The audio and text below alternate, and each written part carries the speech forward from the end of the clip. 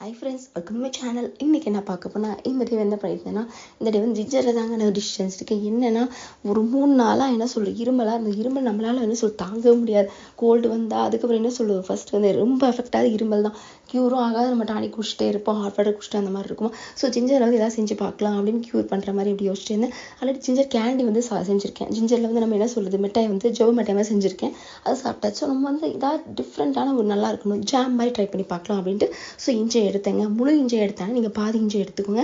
பாதி இஞ்சி எடுத்து தோல் சீவிட்டு அதுக்கப்புறம் அதில் வந்து ஏலக்காய் வந்து ஒரு 7 ஏலக்காய், 3 கிராம்பு, 10 மிளகு, மெயின் இதெல்லாமே இன்க்ரீடியன்ஸ். நல்லா மிக்ஸியில் அரைச்சிக்கிறீங்க. சட்னி அரைப்பீங்க அந்த மாதிரி நல்லா அரைச்சிட்டு அதுக்கப்புறம் அடுத்து வந்து என்ன சொல்கிறது, வெள்ளைப்பாகு ஒரு 3 துண்டு எடுத்துக்கிட்டு அதை ஃபஸ்ட்டு வந்து தண்ணி ஊற்றிட்டு ஃபஸ்ட்டு வந்து அந்த அரிச்சிக்கணும். அதில் அரிச்சு ஃபில்ட்ரு பண்ணி அதுக்கப்புறம் வந்து அந்த வெள்ளைப்பாகில் வந்து நம்ம அரைச்சோம் பார்த்தீங்களா அந்த மிக்ஸரை வந்து போட்டு நல்லா கிண்டிகிட்டே இருக்கீங்க.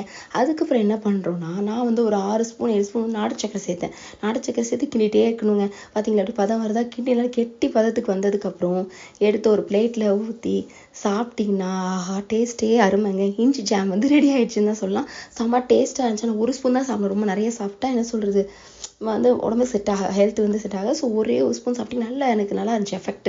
இரும்பு நல்லா க்யூர் ஆகுது, நல்லாவும் என்ன டைஜஷனும் நல்லா ஆகும். ஸோ நீங்களும் இந்த மாதிரி ட்ரை பண்ணி பாருங்கள். உங்களுக்கு இந்த வீடியோ பிடிச்சிருந்தா லைக் பண்ணுங்கள், ஷேர் பண்ணுங்கள், சப்ஸ்கிரைப் பண்ணுங்கள். Bye friends.